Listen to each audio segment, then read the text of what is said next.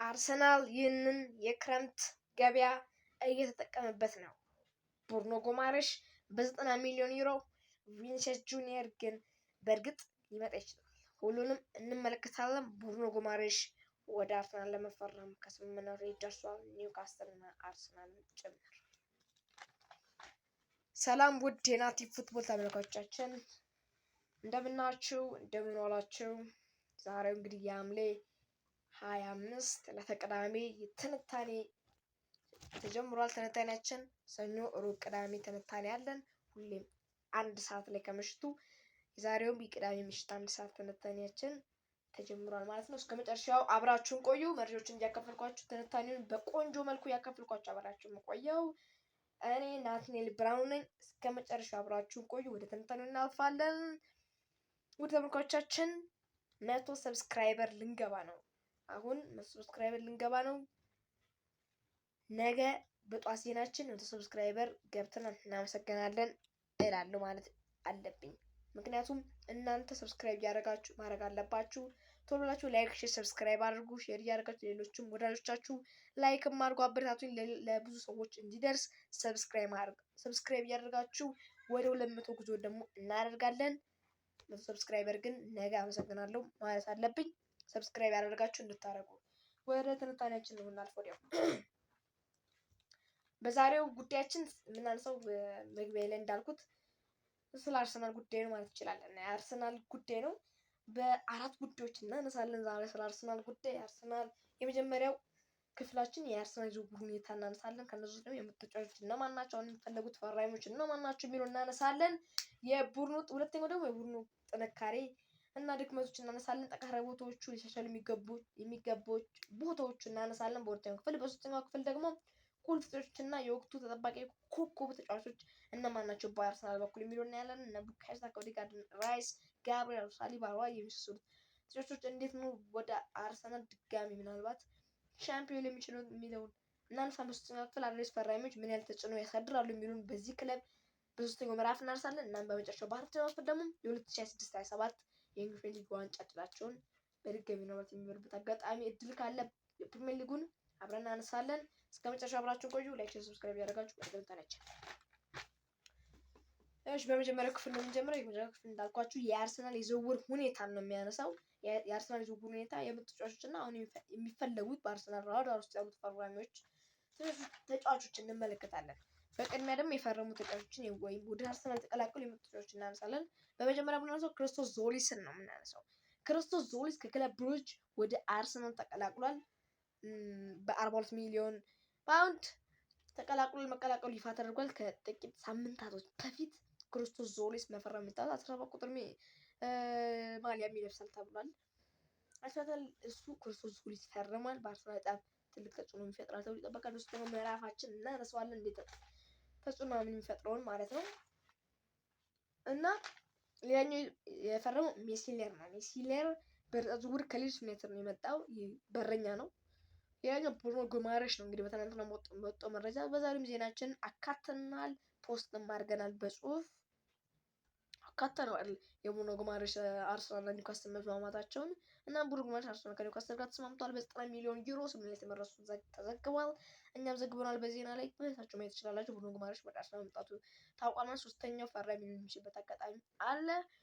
ሌላኛው ቪኒሲየስ ጁኒየር ነው የምንመለከተው። ባይፈረምም እንኳን ቪኒሲየስ ጁኒየር የኮንትራቱ ውይይት ከሪያል ማድሪድ ጋር እያደረገ ነው። እናም በዛሬው ዜናችን እንዳነሳንላችሁ አርሰናል እና ከቪኒሲየስ ጁኒየር ወኪል ጋር ስምምነት የደረሱት ተገልጿል። አንዱ አርሰናል እንደዘገበው ከሆነ እሱም ዘገባ አቅርቦላችኋል፣ ምንሳችሁ ማየት ትችላላችሁ።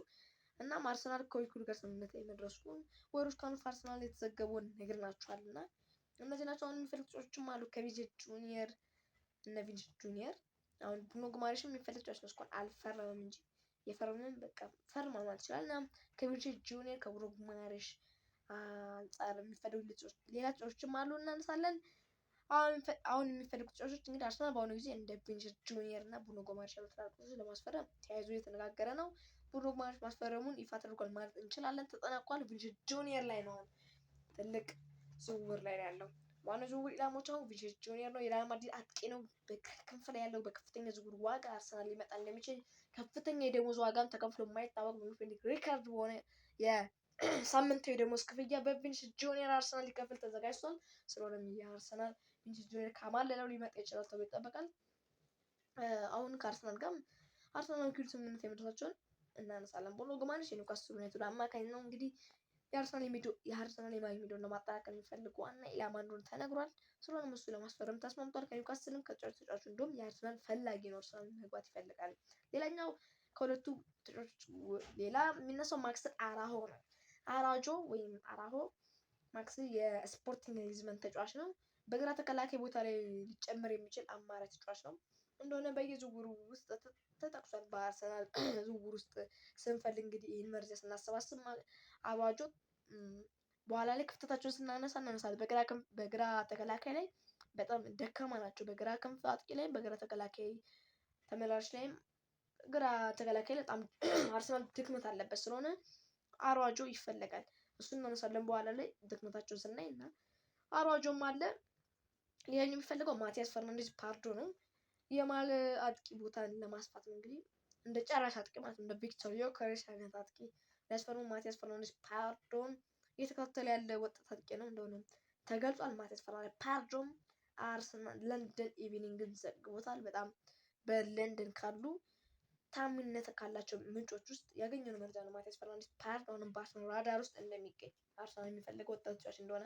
ሌላኛው እንግዲህ አሁን ትንሽ ቀዝቀዝ ያሉ ዝውውሮች ናቸው። በቪኒሲየስ ጁኒየር በብሩኖ ጉማሬሽ ዝውውር ላይ ብቻ ነው አርሰናል በጣም እየገፋ የሚገኝ። ብሩኖ ጉማሬሽ አሁን ስለጠነቀቀ በቪኒሲየስ ጁኒየር ሁሉንም መስዋዕትነት ሊከፍል ነው እና ባርኮላ ይፈለጋል በአርሰናል። አሁን 100 ሚሊዮን ዩሮ በፔሲ የተጠየቀው ባርኮላ እና አሁን ከሊቨርፑል ጋር ስሙ የተያዘው በደንብ እና ሁሊያን አልቫሬዝ አለ። ሁሊያን አልቫሬዝም አሁን ወደ ባርሳ መሄድ ነው የሚፈልገው። ዝውውሩ በጣም ሊዘገይበት የሚችልበት አጋጣሚ አለ። እና ክሮፒ ደግሞ ጭራሽ ተጎድቷል እና አሌክስ ስኮት አለ። ስኮት ደግሞ ወደ ቼልሲ የሚሄድበት አጋጣሚ አለ። ስለሆነ በአርሰናል ውስጥ ያሉ ተጫዋቾች ናቸው እነዚህም። ግን ቪኒሲየስ ጁኒየር ብሩኖ ጉማሬሽ በጣም ያተኮረ አርሰናል ነው። እናም አልቫሬዝ ላይ ያተኮራል። ባርኮላ ወደ ሊቨርፑል የሚሄድበት አጋጣሚ በጣም እየሰፋ ያለ ተጫዋች ነው። ስለሆነ ባርኮላ ቪኒሲየስ ጁኒየር ካስፈረመ ባርኮላን ምንም የማይሰራ ተጫዋች ነው። ክሮፒን በጉዳት ምክንያት ስለሆነ ሊያስፈርም የሚችልበት አጋጣሚ የለም። ምናልባት አልቫሬዝን ካስፈረመ ስኮትንም ያስፈረመበት አጋጣሚ ላይኖር ይችላል። ብሩኖ ጉማሬሽ ስለሚያስፈርም ስለሆነ ምን ይመስላል አልቫሬዝም ምናልባት ሊያስፈርም ይችላል ማለት ነው። እነዚህ ናቸው ራዳር ውስጥ ያሉት አሁን የሚፈለጉት ፈራሚዎች። የመጀመሪያው ክፍል በዚሁ እናጠናቅና ወደ ሁለተኛው ክፍል እንሄዳለን። በደንብ ወደ ጥልቅ እየገባን የምንሄደው መጀመሪያው እንግዲህ ላይ ሁለተኛው እንግዲህ እንዳነሳላችሁ መጀመሪያ ላይ እንዳነሳላችሁ የቡድኑ ጥንካሬና ድክመቶችን ነው የምናነሳው። ጠንካራ ቦታዎች አሉት። በደንብ ሊሻሻል የሚገቡን ቦታዎች አሉት። አርሰናል ሚኬል አርቴታ በቀጣዩ 2027 በዝውውር ዘመን የሚያሻሽላቸው የሚገቦች ቦታዎች አሉ። የቡድኑ ጥንካሬና ድክመት ስናነሳ የአርሰናል ዋና ጥንካሬ ማንም የሚያውቀው ነው። ከፍተኛ የመከላከል ጥንካሬ አላቸው። እናም ደግሞ ባጭሩ ደግሞ ሴት ፒስ የማጥቃት አቅማቸው በጣም ጥሩ ቡድን ያስብላቸዋል። ጥሩ አቅም ናቸው። ጥንካሬያቸው በሴት ፒስ እና በመከላከል ናቸው። እና የማጥቃት አቅማቸው በጣም በሴት ፒስ ላይ አደገኛ ናቸው። የቡድኑ ጥልቀት ስኳድ ዴፕዝ ደግሞ ሌላኛው የቡድኑ ጥንካሬ ነው። ዋና ድክመቶቹ አላቸው። ዋና ድክመቶቹ ተጫዋቾቹ በከፍተኛ የጨዋታ ጫና ላይ ነው ያሉት። ምቾት ምክንያት ነበረ በባለፈው ዓመት ወዲያ ካቻምናም ብንል በቃ ስኳድ ዴፕዝ የሌለው ቡድን ነበረ። በባለፈው ዓመት ግን እንደዛም ሆኖ ጫና አላባቸው፣ ግን ካቻምና ይሻላል። ስኳድ ዴፕዝ የሌለው ቡድን ነበረ ማለት ነው አርሰናል። አሁን ግን አሁንም ደካማ ተጫዋቾች በጣም እየደከሙ ነው የሚገኙት። ተጫዋቾቹ በደንብ ዴፕዝ መኖር አለበት። እናም እንዲሁም በፈጣን ትራንዚሽን በጣም የሚጠቁ ቡድን ናቸው። በፈጣን በካውንተር አታክ ማለት እንችላለን። በካውንተር አታክ አርሰናል በጣም የሚጠቃ ቡድን ነው። በአንዳንድ ሴት ፒስ ሁኔታዎችም ላይ የመከላከል ችግር አለባቸው። ሴት ፒስ እንደሚጠቀሙት ሁሉ አንዳንዴም ደግሞ ጎል ይቆጠርባቸዋል እና አርሰናል ሴት ፒስ ላይም ጥሩ ነው። ሴት ፒስ ላይም አንዳንዴ መጥፎ ይሆናል ማለት። ዋና ጥንካሬዎች በደንብ ስናይ እንዳልኳቸው የመከላከል ጥንካሬው ነው። አርሰናል በጣም ጥቂት ጎሎች የሚቆጠርበት ቡድን ነው። በእንግሊዝ ሊግም በጣም ጥቂት የተቆጠረበት ቡድን ነው። ዊሊያም ሳሊባ እና ጋብሪኤል ማጋሌሽ ጥምረት የምናነሳው ነው። እንግዲህ በዓለማችን ላይ ካሉ በአሁኑ ሰዓት ጥምረቶች አንዱ ነው ብንል ምንም ማጋነን የማይሆንበት ነው። በጣም የአርሰናል መከላከያ በጣም ምርጥ ነው። አርሰናል ዋንጫ በልቷል። ዋንጫ ሳይበላም ጊዜ መከላከሉ በጣም አሪፍ ነበር ማለት እንችላለን። እና ንገሩና ዊሊያም ሳሊባ አሁን በጣም እነዚህ ብራዚላዊ እና ፈረንሳዊ ድንቅ ተጫዋቾች ናቸው። እና ጁሪያን ቲምበርም አሉ በቀኝ እነ ፒሩን ካፔም በግራ እነ ካላፊዮሪ ልናነሳቸው የምንችላቸው ሰዎች ናቸው በመከላከሉ። እና ይህን የተደራጀ የኋላ መስመር እንደ ዴክላን ራይስ ያሉ ማል ሜዳ ተጫዋቾች ደግሞ መከላከሉ ላይ በመርዳት የተሻለ ናቸው። አርሰናሎች ዴክላን ራይስ የተመለሰ የሚጫወት ነው። ዲፌንስ ሚድፊልደር አይነት ባህሪ ያለው 6 ቁጥር ያለው ባህሪ ነው። 6 ቁጥር እንግዲህ እንዳልኳችሁ በሊቨርፑል ትንታኔ ላይ እንዳነሳሁላችሁ ነው። ወደኋላ ተመልሶ ተከላካዮቹን የሚያግዝ መከላከል አቅም የሚጨምር ነው ያልኳችሁ እና 6 ቁጥር ሊቨርፑል የለውም ስላችሁ ነበር። አሁን ሊቨርፑል አልመለስም ሄዳችሁ ማየት ትችላላችሁ። እና 6 ቁጥር አይነት ሚና አርሰናል ይሞላል። ዴክላን ራይስ አለ ከፈለገ ማርቲን ዙቢሜንዲ አለ። ዙቢሜንዲ በደንብ ዴክላን ራይስ እና ዙቢሜንዲ በደንብ ተከላካዮችን የሚያግዙ ናቸው። እና እነዚህ አይነት ተጫዋቾች አሉ በመከላከል ላይ በጣም ምርጥ የሆኑ ማለት ነው። ተከላካዮችን በደንብ የሚያግዙ። ሌላኛው ሴት ፒስ ነው እንዳልኳችሁ። ሴት ፒስ አርሰናል ከኮርና ከቅጣት ምት ከፔናልቲ ነው ትቶታል ወደ ኮርና ምናምን ቅጣት ምቶች በጣም ምርጥ እየሆነ መጥቷል። ሁኔታዎች በጣም አደገኛ ነው። በኮርና በቅጣት ምት ማንም ቡድን እንደዚህ ሲገጥመው በጣም አደገኛ ነው። አርሰናል ኮርና እንዳያገኝ ቅጣት ምት እንዳያገኝ በጣም መጣር ነው። ቅጣት ምት በጣም አደገኛ ቦታ ላይ ከተገኘ በጣም አደገኛ ነው።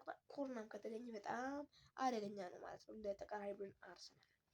ይህም እንግዲህ ከመደበኛ ጨዋታቸው ወይም ጎል ለማግኘት ተጨማሪ መንገድ ነው ለአርሰናል።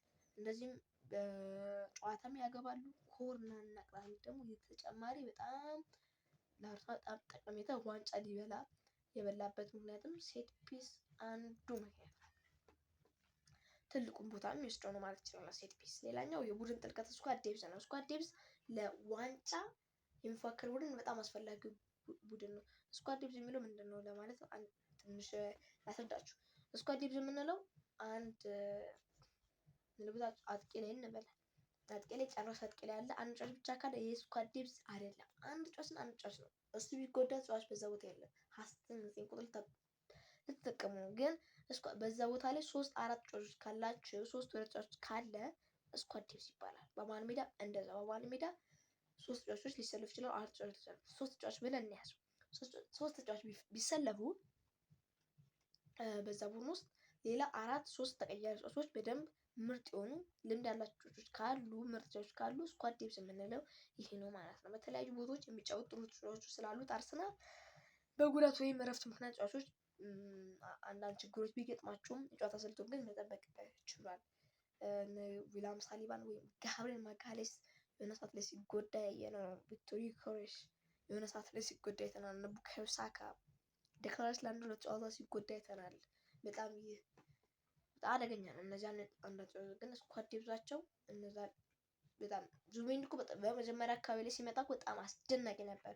ከዛ እየተዳከመ መጣ። ሙሉ ጨዋታ ሲያደርግ እየተዳከመ መጣ። ማን ገባ? ሉዊስ ስኬሊ የበለጠ በጣም ከሱ የተሻለ ሆነ። ደግሞ ዙቢሜንዲ ምንድነው ወደኋላ ኳስ ይመልሳል።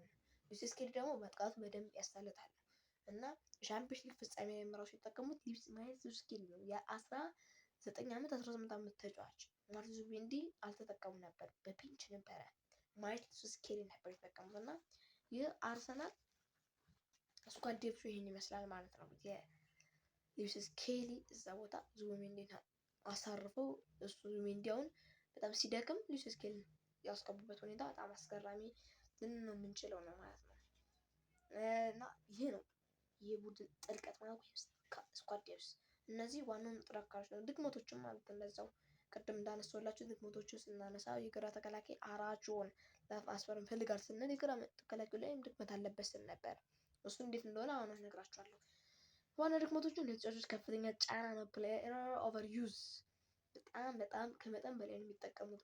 ማይክል አርቴታ አንድ ተጫዋችን ማሳረፍ የማያውቁት አሰልጣኝ ማለት እንችላለን። እና በጣም እነ ቡካዮ ሳካ፣ ዴክላን ራይስ፣ ዴቪድ ራያ፣ ጋብሪኤል ማጋሌስ ነው ዊሊያም ሳሊባ እነሱ ተጫዋቾች በጣም በቃ ጫና ያለባቸው ተጫዋቾች በአርሰናል ውስጥ እነሱ ናቸው በአሁኑ ሰዓት ማለት ነው። እና ዋንጫዎች በብዙ ጨዋታዎች በቃ ሲሰለፉ ነው የምናያቸው። ካልተጎዱ በስተቀር እንትን ሲሆን አናይም። ወደ ቤንች ሲወርዱ እና እረፍት ሲሰጣቸው አንመለከትም ማለት ነው። እነ ሳካ እነ ዴክላን ራይስ ነው ዊሊያም ሳሊባ የተለያዩ ተጫዋቾች ስለሆነ ይሄንን በጣም ሊታሰብበት የሚገባ ነው። ቀጣይ ነው ቀጣይ ዓመት ፍሪ ሆነው ነው መጫወት ያለባቸው። አርሰናል ዋንጫም ስለበሉ የዋንጫ ሜንታሊቲያቸውን አጎልብተው ነው መጫወት ያለባቸው እና ስለሆነ ስኳድ ዴፕዛቸው ስላላቸው ዘና ብለው መጫወት አለባቸው። ባለፈው 22 ዓመት ስለጠበቁ በጣም ጫና አለባቸው። አሁን ግን ጫና ስለሌለባቸው ረጋ ብለው መጫወት ይችላሉ። ስለሆነ አርሰናል እንደዚህ ነው። ሌላኛው የማጥቃት ውጤታማነት ነው። የማጥቃት ውጤታማነት ስንል አርሰናል አንዳንድ ጊዜ በጣም በጥልቅ የሚከላከሉ እንግዲህ ትናንሽ ክለቦች አሉ። በጣም ትላልቅ ክለብ ሲገጥማቸው እንደ አርሰናል፣ ማንቸስተር ሲቲ፣ ማንቸስተር ዩናይትድ፣ ሊቨርፑል ሲደርሳቸው በጣም በሁሉም ሰዓት ሁሉም ተጫዋቾች ወደ 11 ተጫዋቾች መከላከል ላይ ሊያተኩሩ ይችላሉ። በካውንተር ብቻ ላይ ሊያጠቁበት የሚችሉት አጋጣሚ አለ። ኳሱን ምናልባት ካገኙ ብቻ እና ይህንን ጊዜ አርሰናል ለማጥቃት በጣም የሚቸገር ቡድን ነው። በደንብ ጥልቅ የመከላከል አቅም ያለው ቡድን ጋር ሲደርስ በጣም ለማጥቃት ይቸገራል። ጨራሽ አጥቂም የለውም። ስለሆነ ቡድኖች ላይ በጣም በቀላሉ የጎል ዕድል ለመፍጠር ይቸገራል በጨዋታ ማለት ነው። በእነዚህ ጨዋታዎች ላይ ደግሞ ብዙ ጊዜ በሴት ፒስ ወይም በፈጣን ሽግግሮች ላይ በፈጣን አጨዋወቶች ላይ እንግዲህ አርሰናል ውጤታማ ሲሆን ተመልክተናል። አሁንም እዚህ ጋር ድክመቱ ላይ ምን ይጨምራል? ሴት ፒስ ድክመቱ ላይ ጥንካሬውን ጨመረ ማለት ሴት ፒስ ድክመቱ ምንድነው? ጥልቅ ተከላካዮች ላይ በሚከላከሉት ቡድኖች ላይ ማስቆጠር ነው። ግን ጥንካሬውን እዚህ ጋር አመጣ። ሴት ፒስ ላይ ማሸነፍ ቻለ ማለት ነው እነሱ። ስለሆነ ሴት ፒስ ለአርሰናል ደካማ ጎንም እየሸፈነ ያለ ሴት ፒስ ነው ለአርሰናል ማለት ነው። ፈጣን ሽግግሮች፣ በጣም ፈጣን ፓሶች ለቡድኖች አስቸጋሪ ናቸው ለመከላከል እና ተረብዶ የሆነ ሰዓት ላይ በቃ የሚገባበት ጎል አለ ማለት ነው። ሌላው እንደዚህ ነው እና ቅድም እንዳልኳቸው የግራ መከላከል በጣም በቦታዎች ብናነሳ እንደዛ ነው። የግራ መከላከል በጣም ድክመት አለበት። ፒየር ኢንካፔ በቬልቨርኩሰን በሴንተር ባክ ነው የምናውቀው ወይም በባል ተከላካይ ለምሳሌ ጋሌሽ የሚጫወትበት ቦታ ላይ ሞስኬራ እና ፒየር ኢንካፔ ተተኪ ሆነው ነው የመጡት። ግን እዛ ጋር ያለው ሪካርዶ ካላፊዮሪ ቦታው ሪካርዶ ካላፊዮሪ እዛ ነው እና ማይልስ ስኬሊያውን ወደ መሃል ሜዳ አምጥተውት የዙቢሜንዲን ተተኪ ያደረጉት ተጫዋች እዛ ቦታ ያሉት ተጫዋቾች እነሱ ናቸው። ካላፊዮሪ አሁን እየደከመ ያለ ተጫዋች ነው ማለት እንችለው ተጫዋች ነው። የጣሊያን ተጫዋች ሪካርዶ ካላፊዮሪ እና እሱ ነው ያለው ያለ ቦታው የሚጫወተው ፒየር ኢንካፔ አሁን እሱ ነው የሚጫወተው ፒየር ኢንካፔ ካላፊዮሪ ይሁንሽ ማይልስ ስኬሊ ገና ነው እሱ ህፃን ነው እና በጣም በዛ ቦታ ልምድ ያለው ተጫዋች ተለቅ ያለ ወደ 25 27 ተጫዋች እድሜ ያለ ተጫዋች ማስፈረም አለባቸው። በዛ ቦታ ትልቅ ክፍተት ያለባቸው ቦታ እዛ ነው እና በቀኝ መስመርም ክፍተት አለባቸው ማለት እችላለሁ። በቀኝ ተከላካይ ማለት ነው። ቀኝ ተከላካይ ምክንያቱም ዩሪያን ቲምበር እና ቤን ዋይት ነው። ቤን ዋይት የሚለቅበት አጋጣሚ ይኖራል ተብሎ ይጠበቃል። ኤቨርተን የሚያዙ ክለቦች እየፈለጉት ነው እና ዩሪያን ቲምበር ደግሞ እየተጎዳ ያለ ተጫዋች ነው። ሲጎዳ ደግሞ የሱ ተተኪ ያስፈልጋል። ስለሆነ በዛ ቦታ ላይ እና በመሃል ሜዳ በመሃል ተከላካይ አንድ ተጫዋች በጨመር ግድ ይመስለኛል። ፒየር ኢንካፔን በዛ ቦታ መጫወቱ ሞስኬራን በዛ ቦታ መጫወቱ ጥሩ ነው። ባያስፈርሙም እንደዛ ማለት ነው። የመሃል ሜዳቸው ላይ ብሩኖ ጉማሬሽን ጨምሯል ማለት እንችላለን። ስለተጠነቀቀ ማለት ስምምነት ደረሱ። ሌላ ተአምር ካልተፈጠረና መሃል ሜዳ ላይ በቃ በቂ ነው ማለት ይችላል። ዴክላን ራይስ አለ፣ ብሩኖ ጉማሬሽ፣ ማርቲን ኦዴጋርድን በቋሚ አሰልፍ ማሰለፍ የሚችሉበት አጋጣሚ አለ። ካልፈለጉ እንደ ድሮ ዴክላን ራይስ፣ ማርቲን ኦዴጋርድ እና ዙቢሜንዲ ማስፈረም ይችላሉ። እንመልሱ ብዙ አማራጮች አጥቂ ላይ 9 ቁጥር አጥቂ ላይ ደግሞ ጨራሽ አጥቂ ማስፈረም አለባቸው እና ጨራሽ አጥቂን ተውትና በግራ ክንፍ ላይ በጣም እነዚህ ቦታዎች በተለይ በግራ ክንፍ በግራ ተከላካይ ግዴታ ማስፈረም ያለባቸው ቦታዎች ናቸው። ዴቪድ ራያም እረፍት የሌለው ተጫዋች ነው ማለት የምንችለው ተጫዋች ነው። እሱን የሚተካ ወርልድ ክላስ የሆነ ግብ ጠባቂ በአርሰናል ቤት ውስጥ የለም። ኬፓ አሪዛባላጋ ነው በካራቦ የፍጻሜ ጨዋታ ነው አስገብተውት የእሱ ስህተት ዋጋ አስከፈላቸው። በተለይ መጀመሪያው ኳስ እንደምታስታውሱት ማለት ነው። ስለሆነ ወርልድ ክላስ የሆነ ግብ ጠባቂ እንደ ኡናይ ሲሞንስ ስፔን ላይ ዴቪድ ራያን በልጦ ቋሚ ያስተላለፉት እንደገባች በረኛ ግብ ጠባቂ ያስፈልጋቸዋል። ስለሆነም ራያንም የሚያሳርፍ ተጫዋች እንደዚህ አይነት 3 አመት የወርቅ ዋንጫ የወሰደ ተጫዋች ነው እና እረፍት የሚያስፈልገዋል። ባለፈው አመትም ሲበሉ የእሱ ዋና ተጽዕኖ ነው ማለት ነው። እናም ጫና አለው ግን አሁን የዓለም ዋንጫ ላይ ሳልተሳተፈ ጥሩ ነው እረፍት አግኝቷል ማለት የምንችለው ተጫዋች ነው ዴቪድ ራያ እና እነዚህ ነው የምንላቸው። ሌላኛው ወደ 3ኛው ክፍል እናልፋለን። 2ኛው ክፍላችን በዚህ እናጠናቀን ወደ 3ኛው ክፍል ስናልፍ እንዳልኳችሁ ቁልፍ ተጫዋቾች እና የወቅቱ ተጠባቂ ተጫዋቾች ናቸው። በአርሰናል በኩል ኮከብ ተጫዋቾች እነ ሳካ፣ ማርቲን ኦዴጋርድ፣ ራይስ፣ ጋብሪኤል፣ ሳሊባ፣ ራያ የመሳሰሉት ተጫዋቾች ይጠበቃሉ። አዳዲስ ፈራሚዎች ምን ያህል ተጽዕኖ በክለቡ ላይ በአርሰናል ያሳድራሉ የሚለውን እናያለን። ወደ ሶስተኛው ክፍላችን እናልፋለን። አሁንም አብራችሁ ቆዩ። ላይክ፣ ሰብስክራይብ እያደረጋችሁ እስካሁን ካላደረጋችሁ ሰብስክራይብ እያደረጋችሁ 100 ሰብስክራይበር መግባት አለብን። ዛሬው ነው ማለት ነው። ዛሬው 100 ሰብስክራይብ ማለፍ አለብን። ነገ አመሰግናለሁ ብዬ ዜና ላይ ማውራት አለብን እና ራሷ ደግሞ ሌላ በሲቢሲ ትንታኔ ላይ እንዳልኳችሁ ያዳመጣችሁን ካላዳመጣችሁ መልሳችሁ ማዳመጥ ትችላላችሁ፣ መስማት ትችላላችሁ። የተነተንኩ ስለዚህ በጣም ሰፊ ያለ ትንታኔ ወደ 53 ደቂቃ እና በሱ ላይ ስለ የአንድ ቡድን አስተላለፍ መርጠን አስተላለፍ እንዴት አጫወታቸው እንዴት ሊሆን ይችላል አሰልጣኝ የሚያጫወታቸው እንዴት ነው የሚለውን በደንብ በሰፊው የአስተላለፍ ፎርሜሽን አስተላለፍ በደንብ እናያለን ብያችሁ ነበር እና ፖስት አድርጌያለሁ። ቮት እንድታደርጉ የክለቦች ማንቸስተር፣ አርሰናል፣ ባርሴሎና፣ ሪያል ማድሪድ የመሳሰሉ ክለቦችን ፖስት አድርጌያለሁ። ቮት አድርጉ። እስካሁን 2 ሰው ብቻ ነው ቮት ያደረገው። እውነቱን ለመናገር 2 ሰው ብቻ ቮት አድርገ ማለት በጣም ከባድ ነው። ስለሆነ 2 ክለብ 55% ነው። ስለሆነ 3 ሰው እንኳን ቮት ቢያደርግ አንዱን እንመርጣለን አብላጫ ያለውን። ነገር ግን መምረጥ ያለባችሁ ሁላችሁም መምረጥ አለባችሁ። ገብታችሁ ፖስት ጋር ሄዱ። ፖስት ጋር ከሄዳችሁ በኋላ ወኖ ጉማሬሽ አለ ወራቱ መቀላቀል የሚያነሳ ከዛ ወደዛ ደግሞ ማን ፕሪሚየር ሊግ ያነሳ በጊዜኛ አለ። ከዛ ወደ ላይ ስታደርጉት ደግሞ ስለ ፎርሜሽን እንዳልኳችሁ የሷ አለ። ምረጡ፣ ክለብ ምረጡ እና እስከ ሮብ ዕለት ሰኞ እስከ ሰኞ አየዋለሁ። ከዛም ደግሞ ካልሆነ ይቀጥላል እና እንድዘጋጅበት በደንብ እናስረዳ ደንብ ጊዜ ውስጥ እንድናስረዳ እንድነግራችሁ ማለት ነው። ስለሆነ ፖስት ያደረኩት ስር ሄዳችሁ ቦታ አድርጉ። የምትፈልጉን ክለብ በዚህ ዙሪያ ፎርሜሽን የሚሰራ ጥሩ ነው የምትሉት ላይ ማለት ነው። የተለየ አስተያየት ካላችሁ ኮሜንት ላይ አስፍሩልኝ። ስለሆነ እንደዚህ ነው ማለት ነው። ፖስት ላይ ሄዱ ማለት ነው። ሌላኛው ወደ 3ኛ ምዕራፋችን ነው የምናልፈው ተመልካቾቻችን።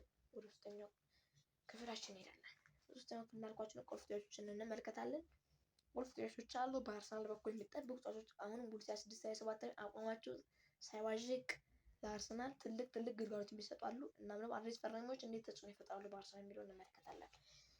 የአርሰናል ቡድን በአሁኑ ጊዜ በጣም ተጽዕኖ የሚያሳድሩ ተጫዋቾች አላቸው። ለምሳሌ ቡካዮ ሳካ፣ ማርቲን ኦዴጋርድ፣ ዴክላን ራይስ፣ ጋብሪኤል ሳሊባ፣ ዳቪድ ራያ የመሳሰሉ ተጫዋቾች አላቸው። እና ዋናውን ተጫዋቾችን ብቻ እንመልከት። ቡካዮ ሳካ እናነሳለን። ሳካ በውድቀትም ጊዜ በከፍታም ጊዜ የምናነሳው ተጫዋች ነው። ቡካዮ ሳካ በአርሰናል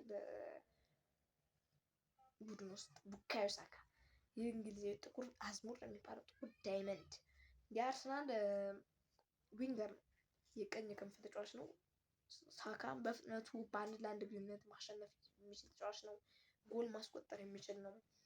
በአርሰናል ውስጥ እንግዲህ ጎል አስቆጣሪው ከአጥቂዎች እሱ ነው ማለት እንችላለን። ቪክቶሪ ጎል ከመምጣቱ በፊት እና በአርሰናል ማጥቃት ያሉት ከፍተኛ ተጽዕኖ ያለው ተጫዋች ነው ቡካዮ ሳካ። በባለፈው ዓመትም እንደው አንዳንድ ጉዳቶች እያስቸገሩት ነበረ። በጣም ድንቅ ነበረ። የፉላሙ ጨዋታ ብቻ ማየት ነው የሚጠበቅብን። የቡካዮ ሳካ ተመሳሳይ ማየት ይችላል። 3 ለ0 ያሸነፉበት ጨዋታ ቡካዮ ሳካ 1 ጎል 2 አሲስት ማለት 1 አሲስት 1 ጎል እንደዚህ ይመስለኛል። እና ቡካዮ ሳካ በጣም አስደናቂ ነው። ቡካዮ ሳካ አሁንም 26-27 ላይ የማያዥቅ አቅም እንደማያሳይ የምጠብቅ ተጫዋች ነው። ሳካ ስለሆነ ምርጥ ተጫዋች ነው። እሱ በሁሉም ውድድሮች በጣም ክላስ የሆነ ተጫዋች ነው። ሁሉም ላይ በጣም አቬሬጅ ሳይሆን በጣም ምርጥ ተጫዋች ነው። በቃ አርሰናል የተፈለገውን ጉዳዮች የሚሰጥ ነው። የአካዳሚ ተጫዋች አለ። ለክለቡ በጣም ምርጥ ተጫዋች ነው። የአካዳሚ ተጫዋች ከአካዳሚ ሲያድግ የዛን ክለብ ታሪክ ስለሚያውቅ ሳካ ደስ ይላል። እና ሌላኛው ማርቲን ኦዴጋርድ ነው። ካፕቴኑ የቡድኑ ካፕቴን እና የፈጠራ የማንም ተጫዋች ነው። ማርቲን ኦዴጋርድ አሲስት አሁን እየደከመ ነው። አሲስት በአርሰናል በጨዋታ አሲስት ኪ ፓሶችን የሚያደርግ ተጫዋች ነው። በጣም ቁልፍ ኳሶችን የሚያቀብሉ ተጫዋቾች ለዋንጫ የመብላታቸው ትልቅ ተጽዕኖ እንግዲህ ማርቲን በዌስትሃም ጨዋታ በለንደን ደርቢ በለንደን ስታዲየም ሊያንድሮ ትሮሳርድ ያስቆጠራት ጎል ላይ እሱን አሲስት ያደረገው የፈጠራ ምንጭ ነው። ማርቲን ኦዴጋርድ የቡድኑ ካፕቴን ነው። የፈጠራ ማርቲን ኦዴጋርድ የመሃል ሜዳ ተጫዋች በቃ ማድረግ ያለበት የሚያደርግ ማለት እንችላለን። አሲስት ያደርጋል። ኪፓስ ወይም ኳስ መቆጣጠር እናልኳቸው እንግዲህ ጨዋታ ፍጥነቱን ይቆጣጠራል፣ መምራት ይችላል። የአርሰናል የፈጠራ ማዕከል ነው። እናም የአርሰናል በቃ የፈጠራ ምንጭ ነው ማለት ይችላል። እና ብዙ ሰዎች ግን አያውቁም ስለ ማርቲን ኦዴጋርድ ትልቅ ችሎታ እና ማርቲን ኦዴጋርድ ይውጣልን የሚለዋል እና ሊወጣ ምናምን የሚችል ነበረ ወሬዎች ነበሩ፣ ግን እንደማይወጣ ተረጋግጧል። ስለሆነ ማርቲን ኦዴጋርድ ለአርሰናል በጣም የሚያስፈልግ ተጫዋች ነው። ቢወጣም ጥሩ አይደለም ለአርሰናል ማለት ነው። ሌላኛው ዴክላን ራይስ ነው። ለምን አንበለውም የሚሉም አሉ። ከመግባታቸው በፊት ዴክላን ራይስ ይሻላል የሚሉ ወሬዎች አሉ። ግን አርቴታም ተናግሮ ነበር፣ ምላሽ ሰጥቶ ነበር። ማርቲን ኦዴጋርድን የመረጥኩት አይደለም ሲል ተናግሯል። የቡድኑ ተጫዋቾች ሁሉም መርጠው ማርቲን ኦዴጋርድን አንበል ያደርጉት ሲል ተናግሮ እና ዴክላን ራይስን በጣም መምረጥ የሚችሉት ነው። ኦዴጋርድም ግን የራሱ የሆነ ትልቅ አቅም ያለው ተጫዋች ነው። ሌላኛው ዴክላን ራይስ ነው። ዴክላን ራይስ ጠንካራ፣ ብዙ የሚሰራ የማይሆን ተጫዋች ነው። ኳስ መንጠቅ፣ መከላከል እና ጨዋታውን መቆጣጠር ይችላል። በአርሰናል የሜዳ ሜዳ ዋና ተጫዋች ነው ማለት ይችላል። ባለፈው የውድድር ዓመት የዋንጫ አሸናፊ ሲሆን የዴክላን ራይስ ዋጋ በጣም አሁን በባላንዶርም ሊፎካከር የሚችል ተጫዋች ነው። እስከ 10 ድረስ ማን እንደሚወጣ 100% እርግጠኛ ነኝ። ዴክላን ራይስ እና በአርሰናል በጣም በባለፈው ዓመት በጣም ድንቅ ነበረ። ዴክላን ራይስ ባይኖር አርሰናል ዋንጫ ይበላል የሚለው በጣም ምንም ጥርጥር የለው። ምንም ማሰብ አያስፈልግም። አይበላም አርሰናል ነበር ዴክላን ራይስ። ያነዛ ሴት ፒሶች ናቸው ዋንጫ ስብሉ ስንል ማነው ሴት ፒሱን የሚያሸማው? ዴክላን ራይስ ናቸው። እና ዴክላን ራይስ ዋጋ በጣም ትልቅ ነው። ሌላኛው የተከላካይ ስፍራዎች ነው እናነሳቸው ዊሊያም ሳሊባ ነው። ዊሊያም ሳሊባ እንግዲህ ጠንካራና የተረጋጋ የመሃል ተከላካይ ነው ማለት የሚችለው ነው። ዊሊያም ሳሊባ የአርሰናል የመከላከል አካል በጣም ትልቅ ዊሊያም ሳሊባ፣ ማጋሌሽ፣ ዴቪድ ራያን ይጠቀሳሉ። ስላነሳናቸው ማጋሌሽ እና ራያ በቁጠብ ነው ሰዓት ማጋሌሽ እና ራያ በተለይ ስለ ራያ ማውራት ብዙ ጊዜ ሊፈጅ ይችላል። ራያ በጣም ለአርሰናል ትልቅ አስተዋጽኦ ያደረገ ተጫዋች ነበር። በባለፈው የውድድር ዓመት ራያ ባይኖር ኖሮ የአርሰናል ደጋፊ ታውቁታላችሁ፣ የአርሰናል ደጋፊ ያልሆናችሁ ታውቁታላችሁ። ማጋሌሽ እና የሴት ፒሱ ንጉስ ቴስታ የሚገባው ማጋሌሽ ባይኖር ማለት ነው። እነሱን ተይዞ ይቆዩ። ሌላኛው አዳዲስ ፈራሚዎች ምን ያህል ተጽዕኖ ያሳድራሉ የሚለውን እንመልከት። የአርሰናል አዲስ ፈራሚዎች እንደ ሜስለር አለ፣ ዞሊስ እንዲሁም እንደ ቡርኖ ጉማሬሽ ካሉት ከፍተኛ ተጫዋቾች ጋር ያለው ዝውውርነት እንግዲህ የቡድኑን ጥልቀት ለማሳደግ እና የስኳድ ዲቪዥን እና የዋንጫውን ደረጃውን ለመጠበቅ ያለው እቅድ ያሳያል። አሁን ማይክል አርቴታም እንግዲህ ቃለ መጠይቅ ላይ አሁን ዋንጫ በልተን አልጨረስንም አሁን ጀመርን እንጂ ሲል ተናግሯል። እና አሁንም ዋንጫ የመብላት እቅድ እንዳላቸው ያሳያል። እነ ቡርኖ ጉማሬሽ እነ ቪኒሲየስ ጁኒየር ላይ ፍላጎት መጣሉ ራሱ የአርሰናል ትልቅ ጉዞ ነው።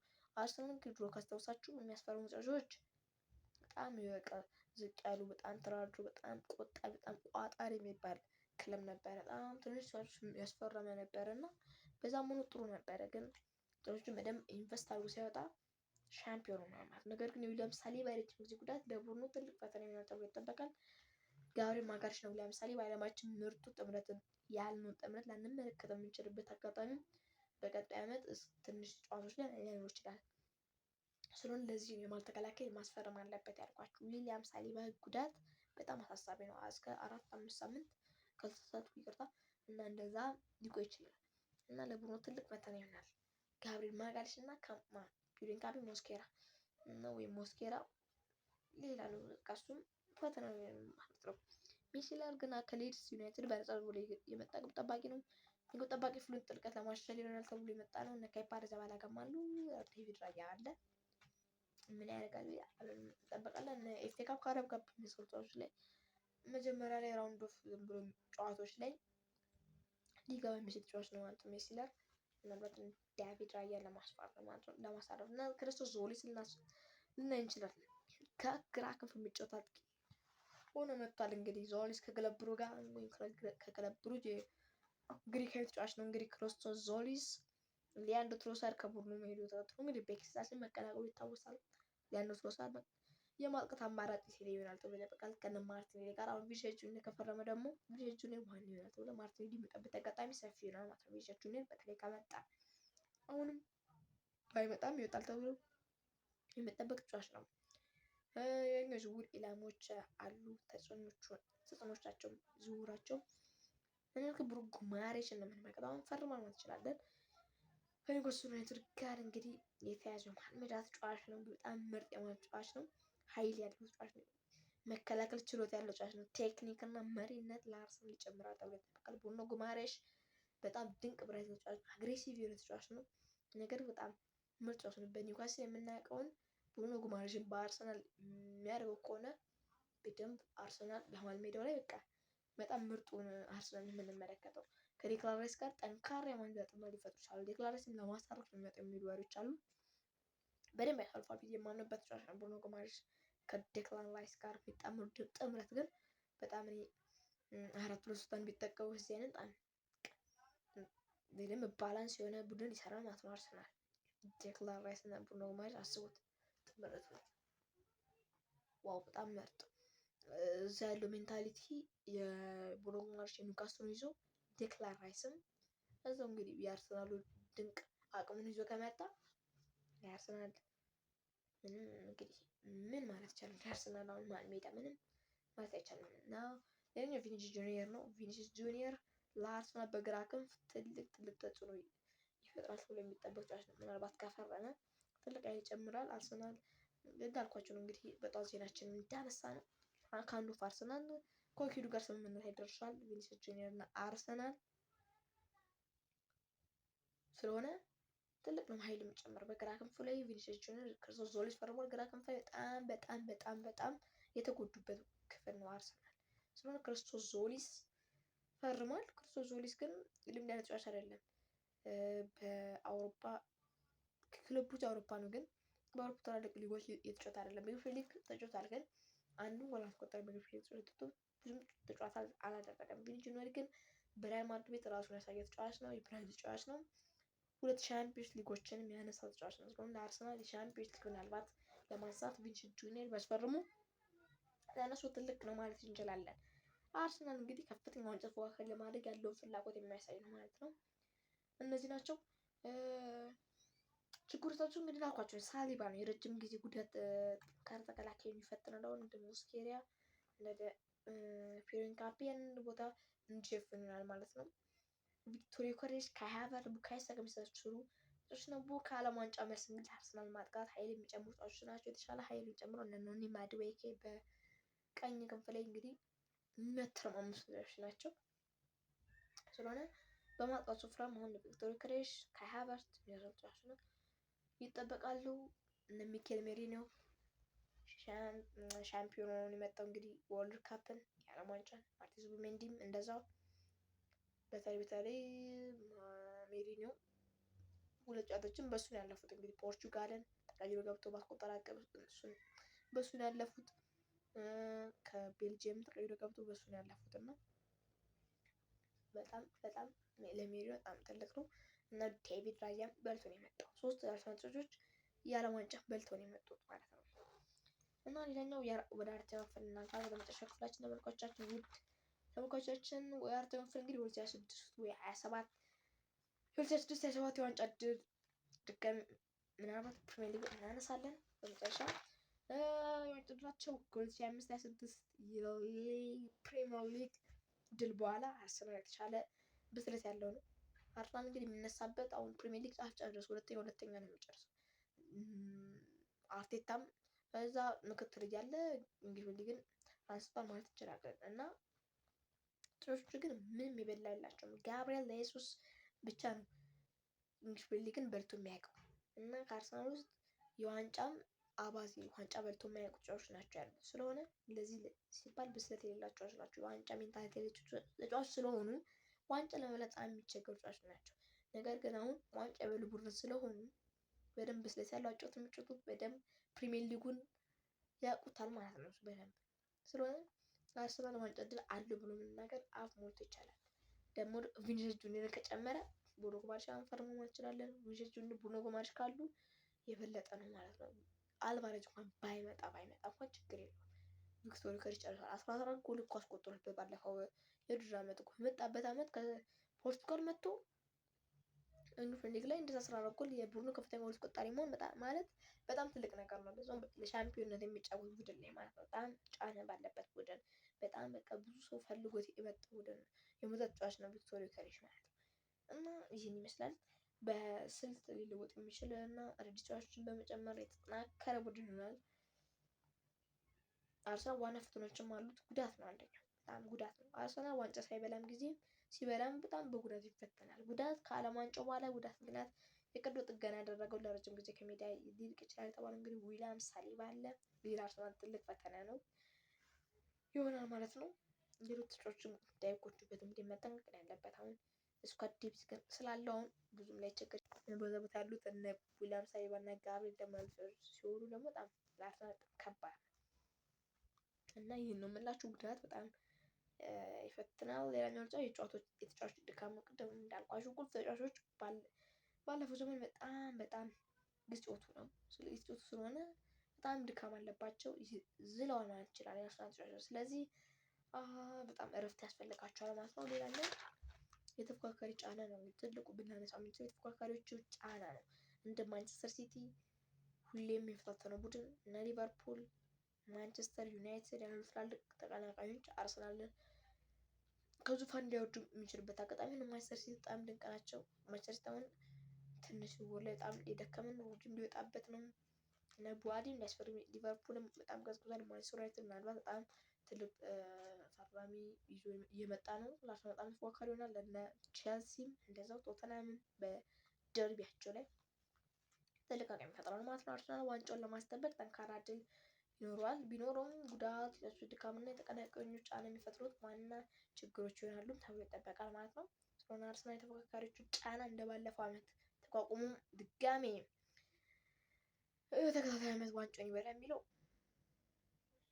በቀጣይ ዓመት ምላሽ የሚሰጠኝ ይሆናል። ስለሆነ ይህንን ልንል የምንችለው ቀጣይ ዓመት ነው እንግዲህ መጠበቅ ያለብን ስለ አርሰናል ቀጣይ ዓመት እስቲ እናየዋለን። አርሰናል ጥሩ ይሆናል ተብሎ ይጠበቃል። ዋንጫም ለመብላትም እድል ሊኖር ይችላል። እንግዲህ